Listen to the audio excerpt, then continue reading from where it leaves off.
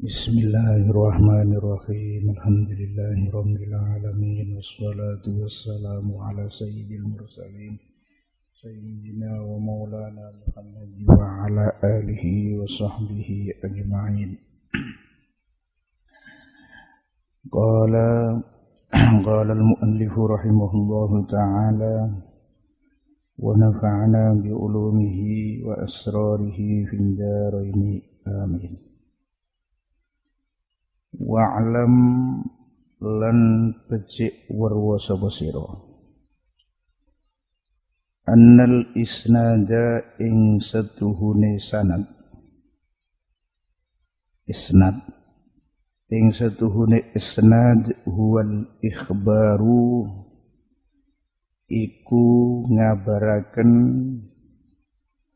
antariqil matni saking dalane matan madrul hadis kasanadi kaya dene sanad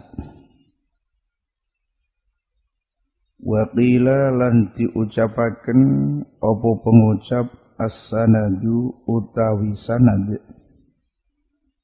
nafsu tariqi iku kahanane tariqil matni. Kemarin dipun sebutaken hadis sahih itu katanya hadis yang muttasil isnadnya. Jadi akhirnya timbul pertanyaan, lah isnad itu apa? Kemudian apa ada perbedaan antaranya isnad dengan sanad? Wong sering ulama ahli hadis dawuh bisanadin, kadang bi isnadin. Dan ini wonten perbedaan apa tidak? Dawuhnya Asy-Syarih, isnad itu ikhbar. Jadi kalau begitu pekerjaan ngabar none sampeyan nok torik yang sampai dugi matan itu namanya isnad. Misalnya kayak begini. Ada hadis innamal a'malu binniyat. Al-Imamul Bukhari rawah hadzal hadis. Imam Bukhari ngasih kabar kalau beliau dikasih riwayat atau diceritani kalih gurune. Gurune sing namine fulan dari gurunya, senamine niki sampai dugi Sayyidina Umar sampai dugi Rasulullah sallallahu alaihi wasallam. Ini uli ngabaraken Imam Bukhari. Kalau saya diceritani niki diceritani niki lah, penggawean ikhbar itu loh. Itu yang dikatakan isnad. Misalnya saya bilang, haddatsani syaikhi Abuya As-Sayyid Muhammad.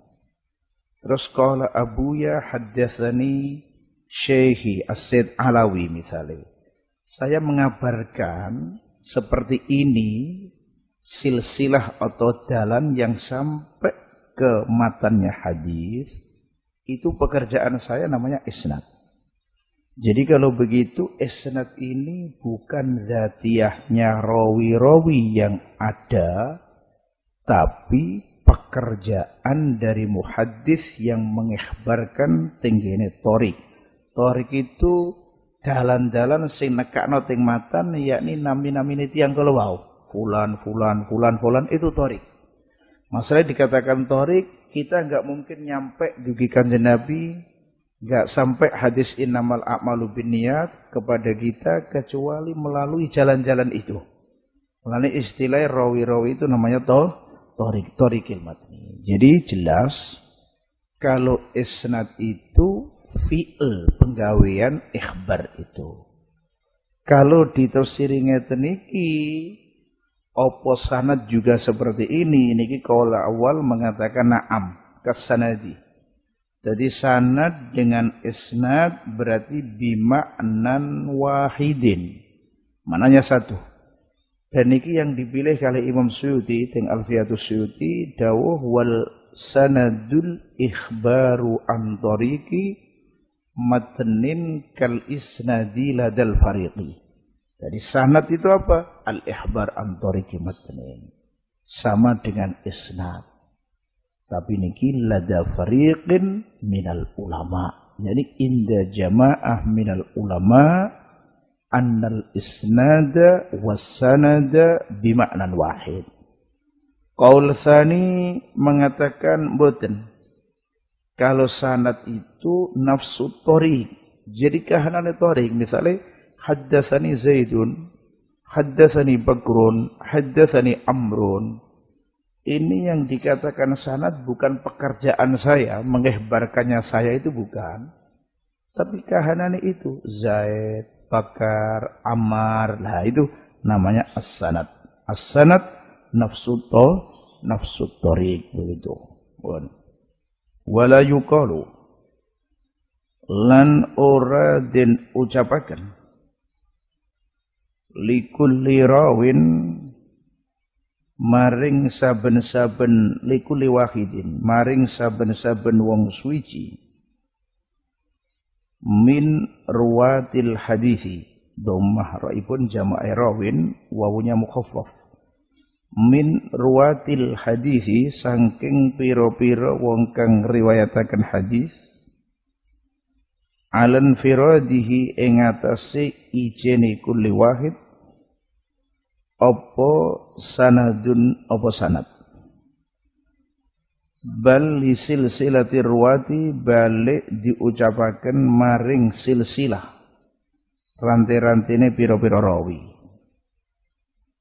bal li silsilati ruwati balik maring silsilahe pira-pira rawi li anna sanada krono satuhune sanad iku yattasifu persifatan apa sanad bima kelawan perkara la yattasifu kang ora persifatan bihi kelawan ma sapa al-wahidu sapa rawi kang siji bayane minal ittisali ittisal sambung ketemu wal inqita'i lan putus wa nahwihi ma lan sepadane ittisal lan inqita fahfad mongko becik apala sapa sira ta ngreksa sira begini.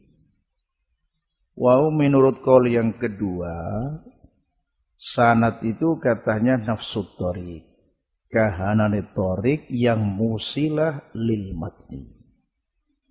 Tapi perlu dipun fahami bahwasanya kata-kata sanad itu enggak bisa dietlakkan tenggine rawi satu dari beberapa rawi yang ada di silsilah tadi. Misalnya begini, saya bilang haddatsani Zaidun, Zaid bilang haddatsani Bakrun, Bakar bilang haddatsani Amrun, Zaid, Bakar, Amr.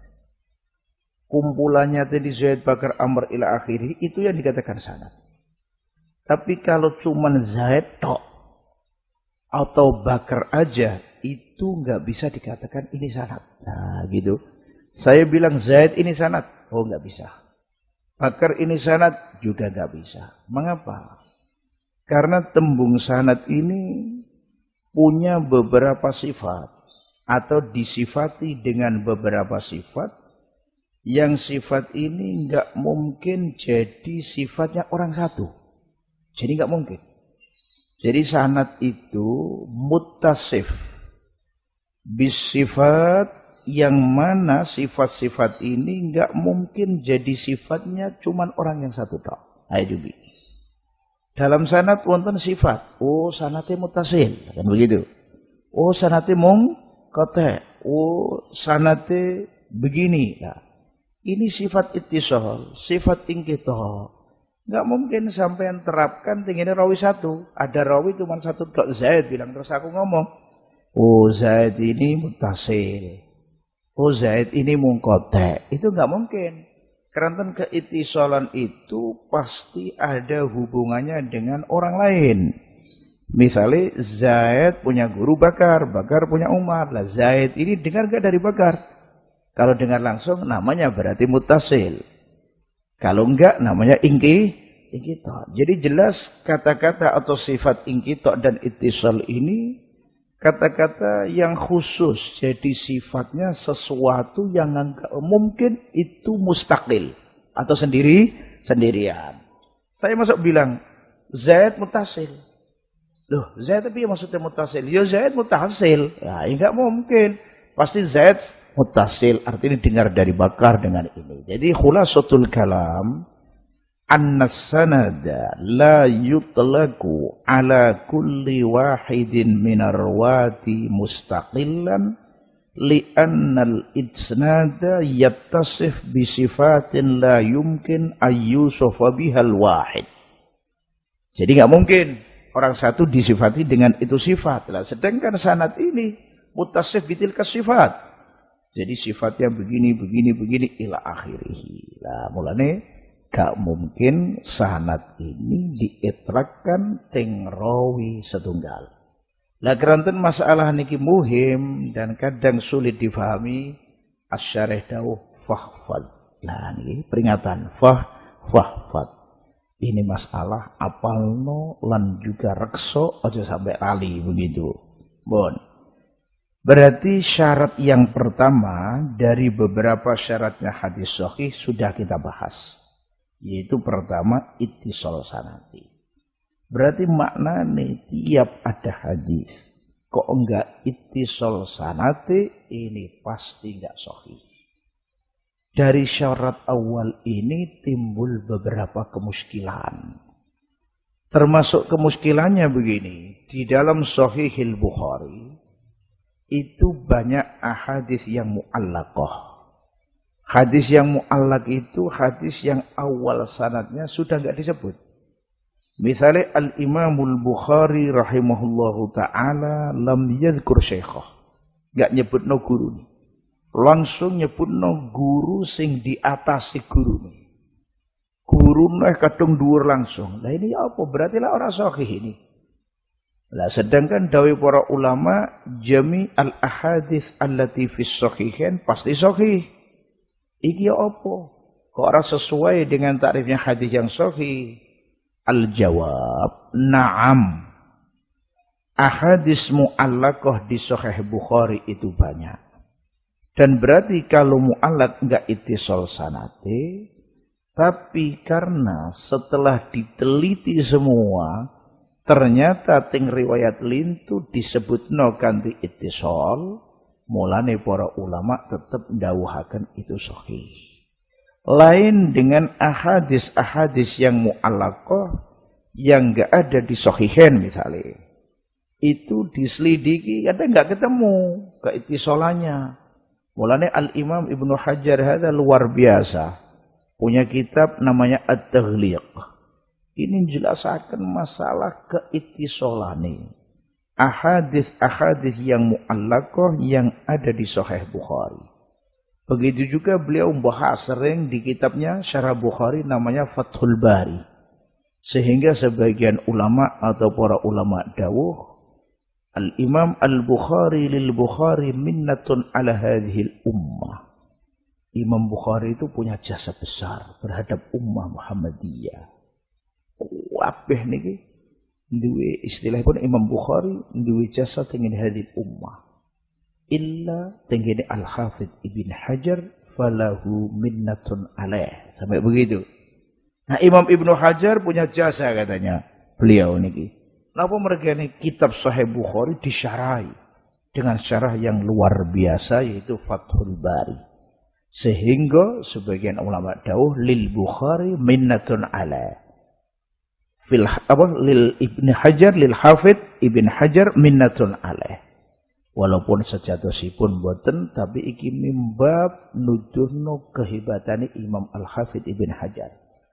Sampai Asy-Syaukani ketika dipun suwuni ngarang syarah Al-Bukhari, jawabannya beliau ya apa?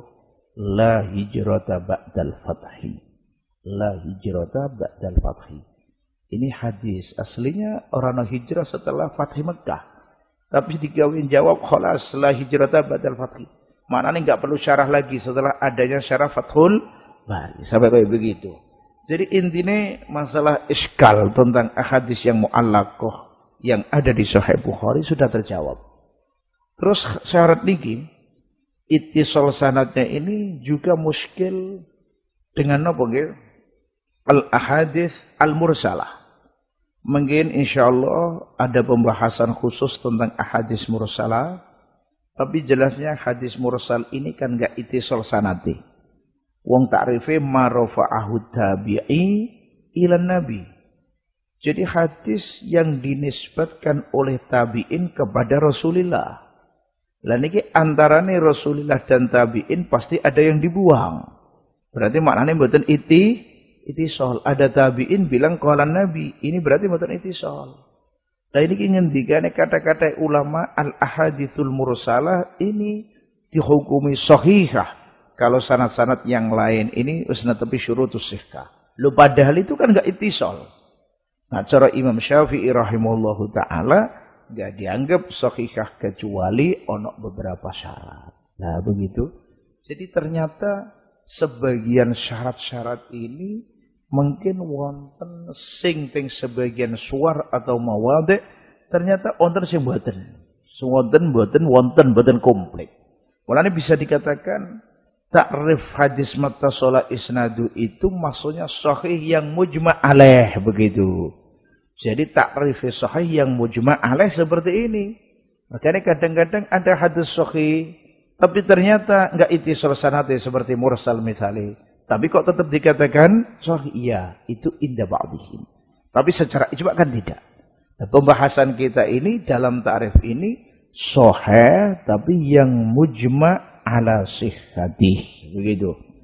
Qala wal halu hale utawi tingkah iku annahu.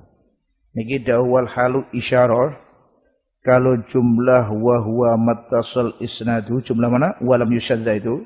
Jumlah walam yusyadza au yu'al itu jumlah haliyah.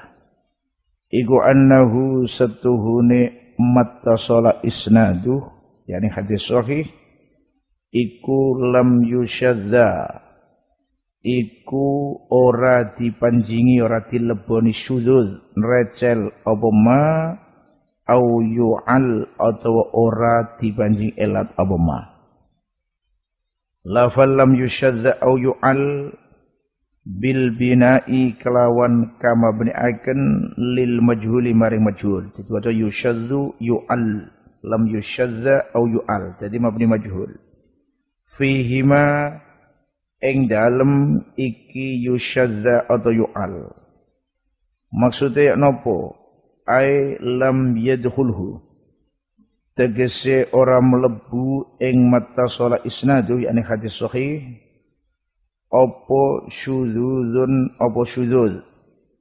Mungkin sekedar malih ta'rif syudzuz wala illatun lan ora illat qadihatun kang nyacat fi sihhatil hadisi ing dalem sae iku al hadis wasyudzuzu utawi syudzuz mukhalafatu thiqati iku oleh nulayani rawi sing thiqah liman maring wong huwa kang utaiman iku awsaku luwih thiqah minhu tenimbang as-thiqah. Nah, maksudnya begini, dalam takrifnya hadis sahih kan ada beberapa qaid. Satu, ittisal sanati. Nomor kaping kalih enggak syadz. Nomor 3 enggak maklul. Artinya enggak syadz itu enggak kemasukan syudzuz. Syudzuz itu pengertiannya rawi thiqah ini nulayani tingginya man huwa awsaku minhu. Misalnya kayak begini. Zaid meriwayatkan hadis. Zaid ini rawi thiqah. La syak innahu thiqah. Tapi setelah kita lihat, riwayat Zaid ini ternyata kok ada perbedaan, enggak sama dengan riwayatnya Bakar ini. Gurunya sama, matanya hadis yang diriwayatkan ini sama, tapi kok ada perbedaan begitu. Ini nanti kita lihat. Zaid sama Bakar itu sikoh mana? Lebih sikoh pundi? Kalau Bakar lebih sikoh, ini berarti riwayat Zaid naminipun syadzah. Walaupun Zaid ini rawi sikoh, tapi keranten. Riwayatnya enggak sama dengan riwayat man huwa awsaku minhu. Riwayat Zaid disebut-sebut syadzah dan berarti tidak bisa dikatakan sahih begitu. Walaupun gambar sikoh karena riwayat enggak sama. Jadi rawi itu kan mutafawid. Artinya mutafawid itu enggak sama. Di dalam kesikohan juga enggak sama. Dalam keadalan juga enggak sama. Dalam kedobitan juga enggak sama. Kalau sekarang yang lebih kuat, lebih sikoh, ini kok riwayatnya enggak sama dengan orang sikoh yang di bawahnya, itu berarti yang di bawahnya namanya riwayatnya syadzah. Lah kemudian kita bisa nyimpulkan, berarti riwayat yang syadzah ini enggak bisa dikatakan sahih. Hasab ta'rif ini. Nah, menurut pelanggaran ini. Cuman ba'du ahlil hadis niki dawuh. Riwayat yang syadzah itu tetap dikatakan sahih. Masalah nanti enggak bisa diamalkan itu masalah ukhra, masalah lain. Sebab kenyataan banyak juga ahadis yang sahihah tapi enggak bisa diamalkan. Nah niki masalah dipun tahqiq, dipun jelasaken kanthi panjang lebar oleh sebagian ulama itu Syekh Abdul Fattah Abu Huddah atau Said Abdullah bin Siddiq Al-Humari. Apa syudzuz ini yunafis sihah apa enggak? Judulnya begitu. Dengan arti apa kalau hadis syadz itu pasti enggak sahih? Katanya Said Abdullah enggak. Syudzuz ini sebetulnya enggak menafikan kesalahan. Karena apa? Karena kita tahu kan, rawiyan juga thiqah begitu. Loh kok enggak bisa diamalkan? Ya ini masalah ukhra. Karena ada riwayat wong yang lebih ausak, sing ta'arud. Jadi kalau ta'arud tentunya kita ngambil yang lebih kuat begitu. Sampai beliau menyentuhkan di dalam Sahih Muslim itu juga ada riwayat syadzah. Ada ahadis syadzah. Padahal ulama sepakat kalau dalam Muslim juga dalam Bukhari ini hadisnya mesti sahih. Itu berarti suatu bukti kalau kesyudzuzan enggak menafikan kesalahan. Saya kasih contoh. Nopo sing dianggap syadzah yang ada di Sahih Muslim. Yaitu hadis yang ketika Kanjeng Nabi ditanya oleh sebagian sahabat. Sebagian sahabat ditangklenok Kanjeng Nabi. Kanjeng Nabi, bapak kula ini tempatnya di mana? Kok Kanjeng Nabi jawab, niki jarene abi wa abu kafinar. Auga magol. Bapakku karo bapakmu finar. Loh, ya apa iki? Masa abai Kanjeng Nabi nok neraka? Lah, itu wonten. Iki dawuh Said Abdullah bin Siddiq Al-Humari, hadzal hadis la yuhtaju bihi. Enggak bisa dibuat hujjah. Dawuh ngeten nggih, inna abaka begitu, inna abi wa abaka finnar begitu aukamakon. Ini enggak bisa dibuat hujjah. Karena apa? Karena syadzah. Kok bisa syadzah? Karena mukhalifah tenggene riwayat engkang napa istilah riwayat thiqah atau keranten nulayani tenggene dalil yang qat'i. Tenggene Al-Qur'an, wa ma kunna mu'adzibina hatta nab'atsa rasula. Sehingga dawuh ulama kita ahli sunnah wal jamaah, walidatur rasul wa kadza waliduhu, ini semua fil jannah. Wajahnya apa? Li'annahuma, niki abah ibu Kanjeng Nabi itu asya fi zamanil fatrah. Jadi abah ibu Kanjeng Nabi hidup di zaman fatrah. Zaman fatrah itu zaman enggak ada rasul. Baina Nabiillah Isa alaihissalam wa baina nabiyina Muhammadin sallallahu alaihi wasallam, niki zaman ini zaman fatrah, kosong. Lah nak kosong itu zaman fatrah. Allah Ta'ala ngendika, aku gak nyiksa. Wa ma kunna mu'adzibina hatta nab'atha rasulah. Berarti abah ibu Kanjeng Nabi niki selamat kabeh keranten min ahlil fatrah. Sampai Al-Imam Suyuti rahimahullahu ta'ala alaf fi hadil mas'alah ngarang sampai 6 rosail atau berapa. Semua menjelaskan kalau abah ibu Kanjeng Nabi niki termasuk yang sing selamat boten min ahlin nar. Boten min ahlin nar. Ayo bayangno nggih. Ibu Kanjeng Nabi sing bawa Kanjeng Nabi. Kanjeng Nabi yahullu fi rahimiha. Rahime ibuke nemplek tinggine jasate kali jasate Kanjeng Nabi. Mosok jasad sing nempel ting jasate Kanjeng Nabi niki badhe mlebu neraka. Wong ketika Abdullah bin Zubair mawon minum darah Kanjeng Nabi, apa dawuh Kanjeng Nabi? Nak boten lepat. Darah sing mlebu atau sing campur atau mlebu ting wetenge tiyang niki karo Allah Ta'ala sing ngombe niki maksude diharamaken annar mangan teng jasate tiyang niki. Lah apa meneh dinggoni? Jenengan pirsa Mbak. Al-buq'ah allati dhammat jasad ar-rasul. Tempat teng Madinah al-Madinatil Munawwarah. Yassir lana ziyarataha. Niki keranten tinggene Kanjeng Nabi langsung ulama sepakat lebih afdalul biqa hatta min Makkah. Lebih utama daripada Mekah. Sampai kayak ngoten. Keranten apa? Tinggene Kanjeng Nabi. Lah saniki rahime ibuke tinggene Kanjeng Nabi. Mulane pantes kalau ulama kita ndarani ibu lan apae Kanjeng Nabi selamat. Apa meneh apae Kanjeng Nabi kapundhut sebelum Kanjeng Nabi lahir. Lane enggak usah kita dengarkan omongan-omongane wong Wahabi yang mengatakan abah ibu Kanjeng Nabi benar. Takut kata-kata niki ndadekno sakit hatine Kanjeng Nabi. Kalau wong kok nyakiti Kanjeng Nabi diancam nar. Ngoten. Lan kita dalam masalah niki kudu hati-hati. Lan kathah sanget ulama kita alhamdulillah jelasaken masalah keselamatan Kanjeng Nabi. Dulu kula pernah maca teng mriki naminipun kitab Izharul Haq. Ini juga khusus menjelaskan tentang keselamatane abah ibu Kanjeng Nabi. Juga Syekh Ishaq Azuz salah setunggalipun ulama Mekah ngarang risalah juga menjelaskan masalah selamate abah ibu Kanjeng Nabi. Kula kinten cukup.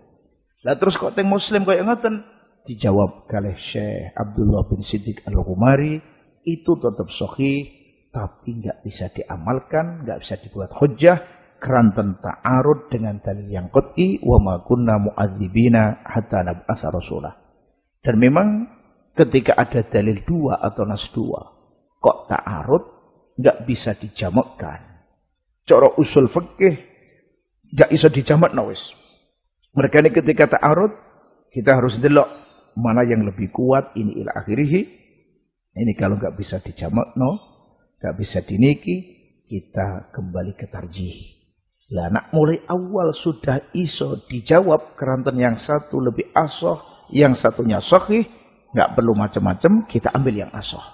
Yang sahih berarti mboten kita damel hujjah. Lah kaya ngeten iki. Walhasil khulasatul kalam cara Said Abdullah bin Siddiq asy-syudzuz la yunafis sihhah.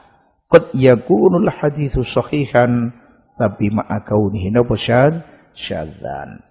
Qala wasyudzudzu mukhalafatu thiqati. Utawi syudzuz iku nulayanine rawi sing thiqah liman maring wong huwa kang utawi man iku awsaqul luwih thiqah minhu tinimbang as-thiqah. Wala farqa lan ora ana perbedaan iku wujud. Bainal illati ing dalem antarane illat az-zahirati kang zahir kal fisqi kaya dene kefasikan wasu'il hifzi lan eleke apalan wala farqa bainal illati zahirati wal khafiyati lan ilat kang samar kal waqfi kaya dene mauqufaken hadis. Makuf berarti diwakafna tingene sahabat fil hadisi ing dalam hadis al marfu'i kang marfu'. Syarat sing nomor 3 hadis sahih yaitu hadis sing muttasil sanate lan boten syad. Yang nomor 3 enggak kemasukan ilat. Kemasukan ilat. Hadis yang kemasukan ilat itu disebut-sebut mu'allal. Maksudnya ya apa? Maksudnya hadis itu fil zahir salim, fil zahir makbul, fil zahir selamat saking penyebab-penyebab sing dadekno gak ditampa niku hadis. Tapi ternyata setelah dipun teliti ada ilat yang menyebabkan hadis itu nggak bisa diterima. La ilat ini ada yang zahir, ada yang khafi. Lah kemudian yang menjadikan hadis ini nggak sahih, apa ilatnya harus khafiyah? Jawabannya tentunya tidak. Walaupun di ibaratnya sebagian ulama cuman menyebutkan ilat yang khafiyah, itu keranten yang khafiyah aja bisa menjadikan hadis gak sahih, apalagi yang dhahirah begitu. Misalnya kayak begini, wonten hadis dhahire gak ana ilati. Setelah diteliti loh, ternyata rawi ini ada yang fasik. Ternyata rawinya ada yang sayyi'ul hifzi. Apalane gak kuat, elek. Loh ini langsung berarti jenenge kemasukan ilat. Oh kalau begitu berarti nggak bisa diterima. Artinya nggak diterima, nggak sahih ini. Karena ada kefasikan, karena ada su'il hifzi. Yang susah itu ilat yang khafiyah. Kalau yang zahirah sih gampang. Diteliti tek ketemu fasik, oh tek ketemu iki ora kuat apalane. Tapi sekarang yang repot itu ketika ilat ini samar. Misalnya nopo, wonten hadis jelas ini marfu' ila Nabi sallallahu alaihi wasallam. Tapi ting sanad niku, ting riwayat niku disebutaken itu mauquf, ngoten, atau walian. Wal khafiyah kal waqfi fil hadis marfu' wali ulah. Jadi misalnya begini, ada hadis, nggih, diriwayatkan kali rawi. Rawi saking gurune kok gurune. Loh kok sampai qala Nabi sallallahu alaihi wasallam kada wa kada. Loh padahal ini bukan dawuh kanjeng Nabi. Diteliti tiba-tiba dawuh Abu Hurairah. Ini namanya ada ilat yang khafiyah. Yaitu apa? Al-waqf fil hadisil marfu'. Hadis ini marfu' ila Nabi, tapi kenyataan ini bukan kalamun Nabi, tapi kalamnya sahabat. Lah ini yang paling susah. Apa? Yang tahu ini kalau ulama-ulama yang ahli. Kalau enggak ahli, wangel atau sulit mengetahui ini. Mulanya disebut-sebut ilat khafiyah itu yahtad ila at-taftish wa tatabbu fi turuqil ahadits. Jadi enggak cukup lihat satu. Jadi kudu dilihat tenggone torik-torik yang lain loh. Nak torik yang lain, di kitab yang lain kok semua dinisbatkan ke Abu Hurairah.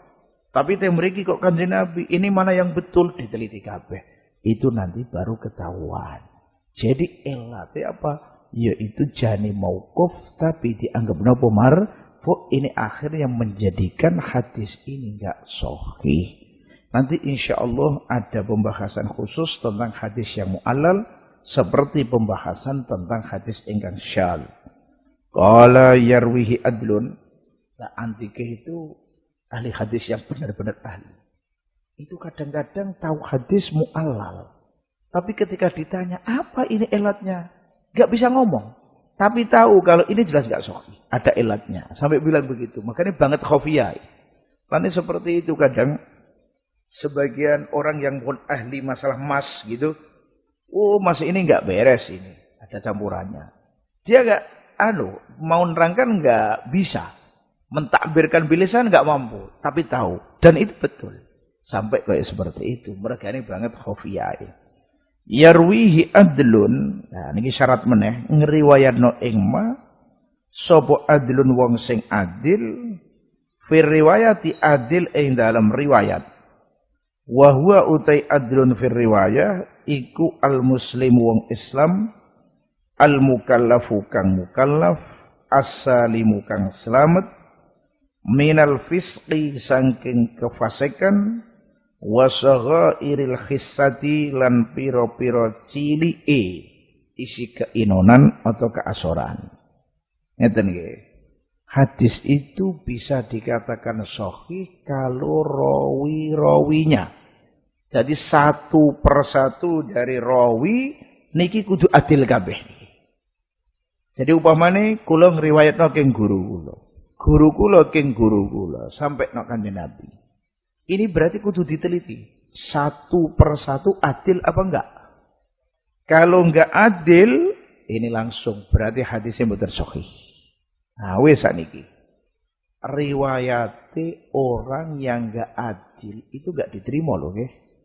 Mboten saged diterima. Itu bukan hanya dalam hadis Kanjeng Nabi sallallahu alaihi wasallam saja, tapi hatta dalam kabar biasa itu enggak bisa diterima.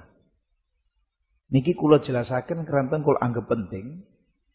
Kadang banyak orang itu jelas terang-terangan faseke, tapi ketika membawa khobar, kok sayangnya orang-orang ini nerimo begitu. Dan orang-orang ini nganggap itu benar.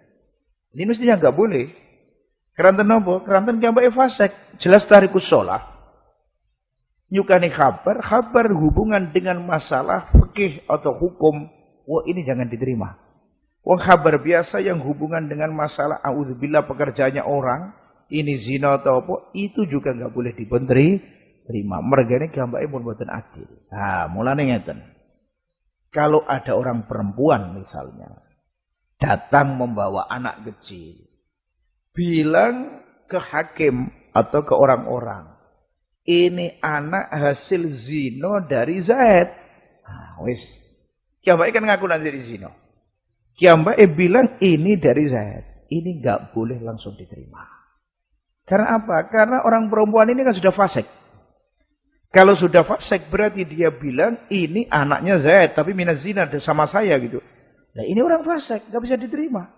Nah coba sekarang masyarakat kalau dengar seperti ini. Kan langsung nerima. Bisa-bisa Zaid ini digerebekkan begitu. Padahal secara fikih nggak bisa diterima. Li'anna hadhil mar'ata fasiqatun bizinaha. Dia sudah zina berarti fasik. Kalau fasik dia kok bilang ini anaknya fulan, ya nggak bisa diterima kabarnya orang fasik. Contoh masalah zamannya umat dulu ini bukti saestu. Zamannya umat dulu ono wong jenenge Juret, terkenal kan Juret niki ahli ibadah. Keranten kiambake salat tok pas salat dipanggil umminya dia enggak menjawab. Di hatinya sholati wa ummi. Ya apa saya teruskan sholat saya? Apa saya jawab ibu saya? Itu taraddud. Akhirnya dia memutuskan, teruskan sholatku wis. Fi waqtil minal awqat dipanggil lagi, enggak jawab, enggak mau membatalkan sholatnya. Terus ibadah tok. Akhirnya ibunya marah. Ibunya bilang, Allahumma la tumithu hatta turyahul mumisat. Au kama qala. Gusti Juret ampun jenengan pejahi sehingga jenengan semerpaken tiyang sing wadon zina ahli zaniyah. Subhanallah. Tenang. Juret diburugi tiyang istri ahli zina, dirayu, dijak tapi enggak mau Juret. Tetap ibadah tok. Lah akhirnya orang perempuan ini ngajak sama ar-ra'i, orang yang tukang mengembala kambing. Mau sampai akhirnya hamil. Sampai bebaran.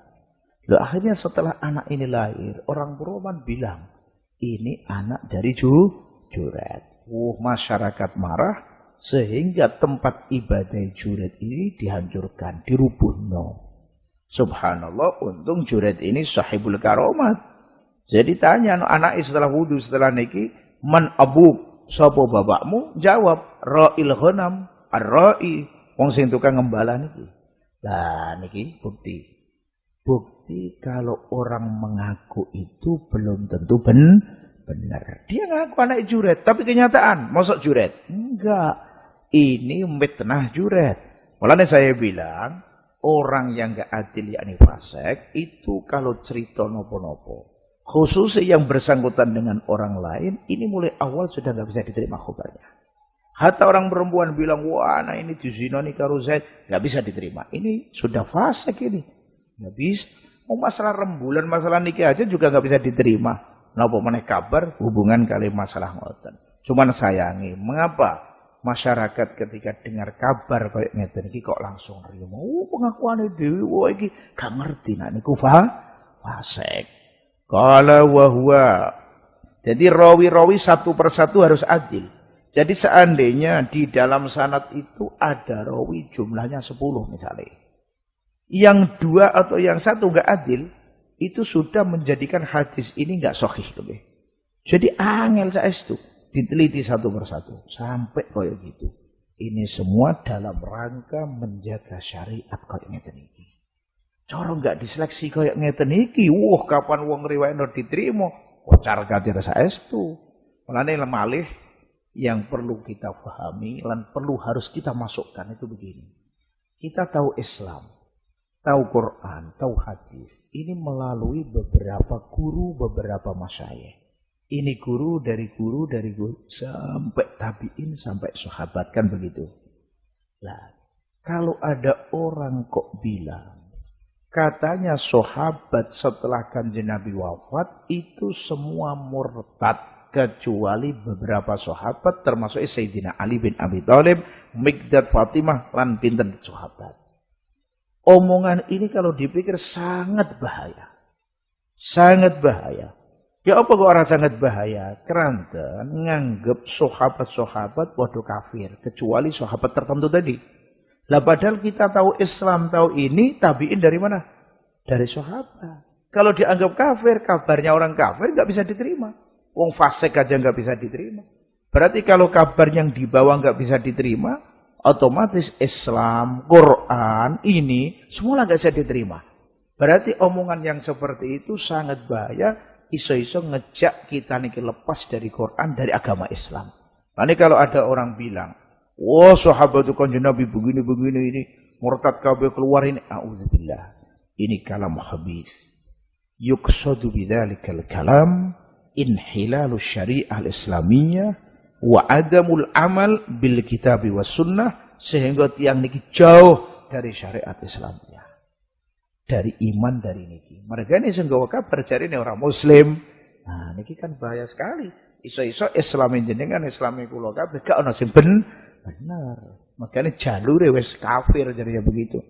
Ini yang namanya pun golongan seperti itu harus kita hindari, harus kita jauhi. Mimbab izharil haq, kita nyampe noting umat itu pendapat yang sangat bahaya. Dan ulama mbiyen sudah nerangno masalah niki. Bahayane niki, auzubillah. Wa huwa utawi al-adl iku al-muslimul mukallafu, satu muslim. Berarti jelas kalau orang kafir enggak bisa diterima. Nah, niki mungkin wonten masalah meneh tengene mustalah niku. Apa riwayate wong kafir krungu hadise Kanjeng Nabi waktu kufur, summa dakhala fil Islam, summa rawa dzalikal hadis. Itu diterima napa mboten? Jadi misalnya kayak ngeten. Wonten tawanan perang. Dicancang karo Kanjeng Nabi tenggene sokone Masjid Nabawi. Waktu niku dereng Islam. Tahu Kanjeng Nabi salat maghrib misalnya. Mau wetu. Akhirnya wong sing dicancang niki masuk Islam, dakhala fil Islam. Ba'da dzalik ngeriwayatkan kejadian iki. Diterima enggak? Jawabannya na'am, dipun terima. Keranten ada riwayahnya itu pun waktu Islam. Jadi khulasatul kalam ketika tahammul enggak harus muslim, penting waktu riwayah sudah napa? Muslim. Sama dengan anak kecil. Kados Mahmud Ibnu Rabi' nika teng Bukhari kan dikemu kali Kanjeng Nabi. Terus gitu. Ini waktu sobi. Tapi ketika besar beliau meriwayatkan. Ini riwayatnya makbulah. Walaupun kejadian itu dilihat ketika masih belum balik. Mulane dari para ulama yang al-ibrah bihalil ada bukan bihalit tahammul. Jadi yang diiktibar itu waktu nyampaikan riwayat, waktu ngeriwayat bukan waktu kiambae nerima itu riwayat atau dengar itu riwayat. Qala al-mukallafu kang mukallaf As-salimu kang selamat minal fiski. Berarti kaya fasik-fasik niki mboten diterima. Wasaghairil khissah. Lan biro-biro cilike isimu keinanan. Lah yang perlu dipun mafhumi niku ngeten malih.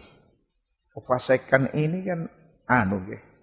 Auzubillah nggih. Pokoke wong niku kapan pun nglakoni dosa gedhe atau israr ala saghair, selalu ngerjakan dosa kecil, niki pun dianggap fasik kalau memang dosane taghlibu tenggene hasanati, ngalahno tenggene hasanai.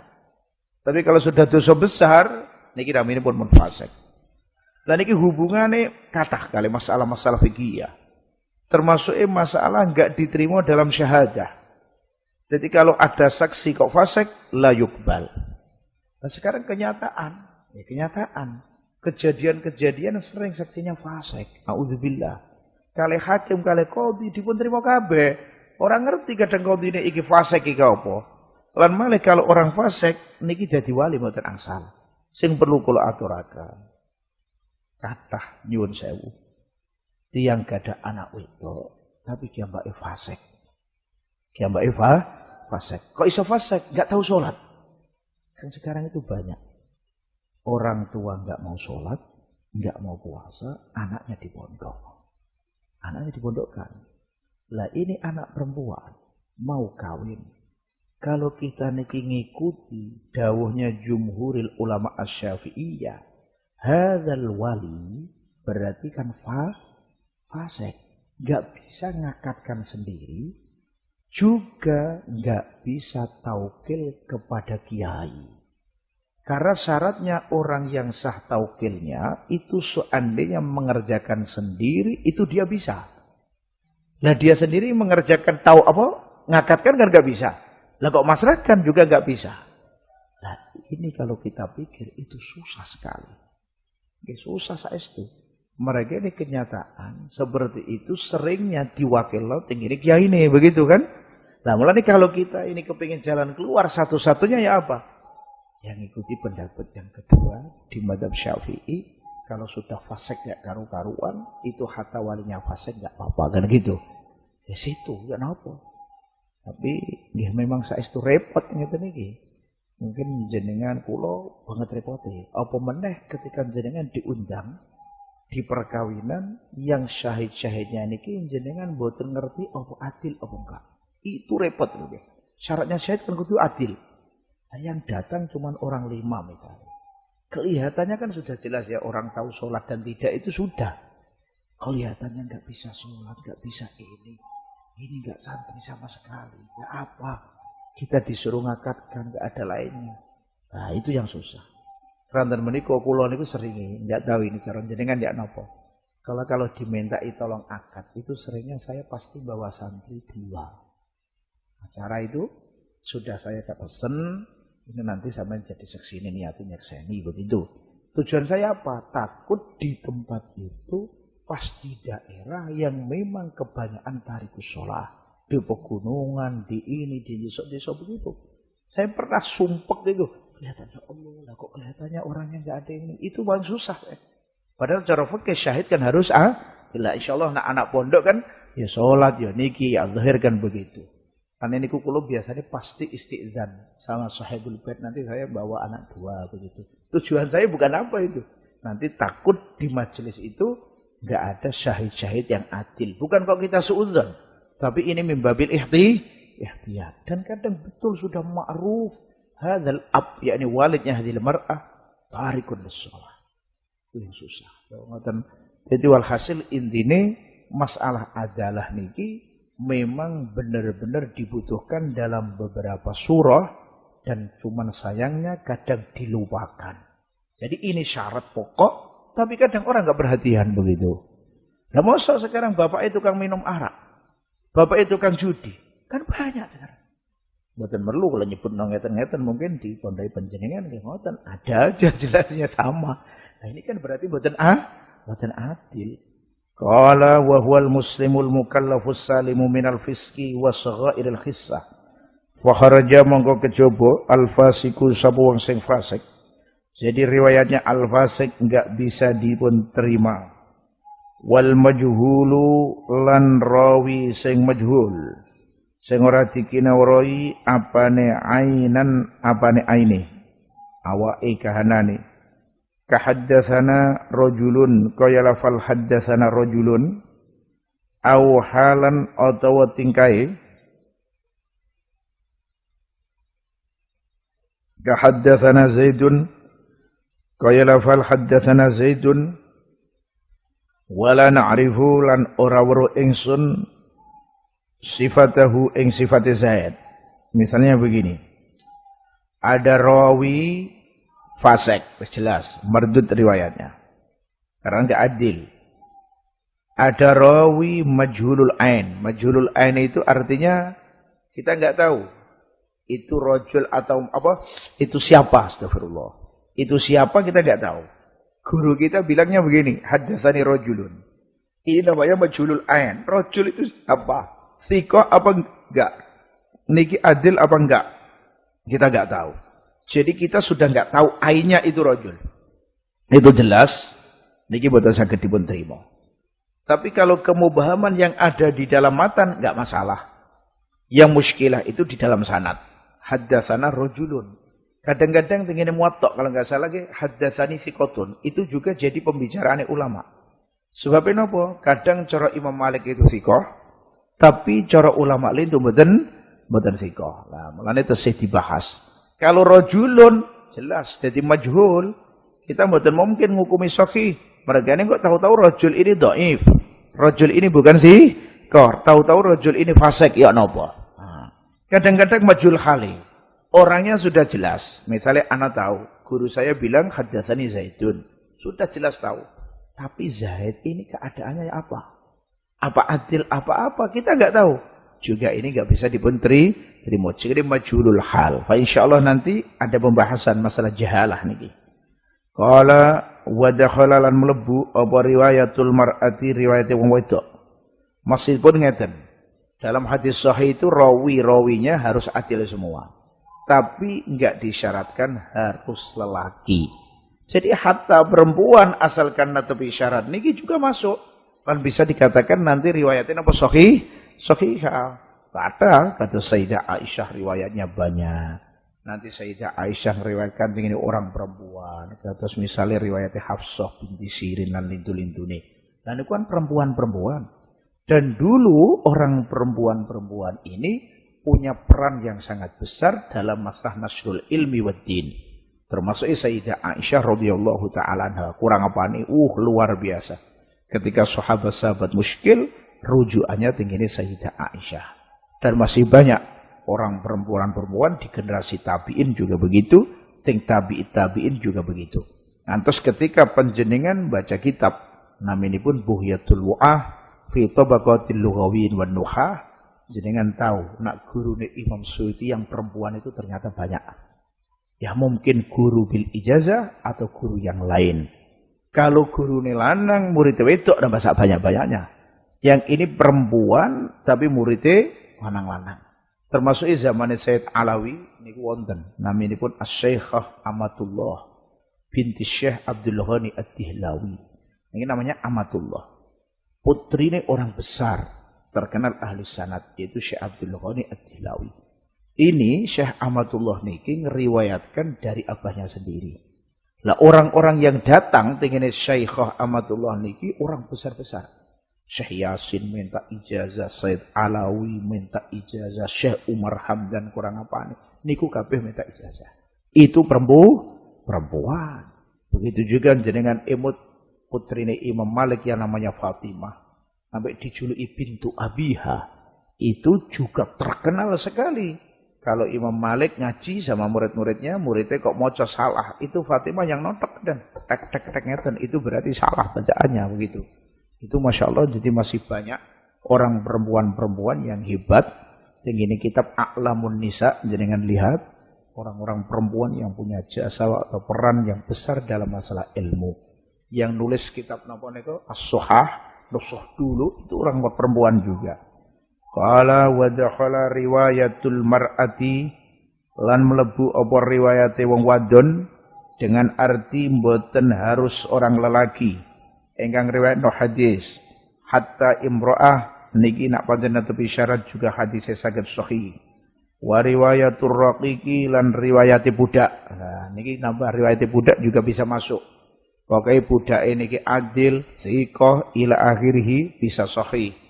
Mulane kathah, nggih kathah sanget sing zaman biyen rawi-rawi ini niki merupakan abad-abad kabeh. Budak-budak kabeh. Ayo cukup saniki contoh. Al-Imam Malik niki gadah guru yang terkenal, tibake budak. Sampai sanad ini disebut-sebut min as-sahhil asanid.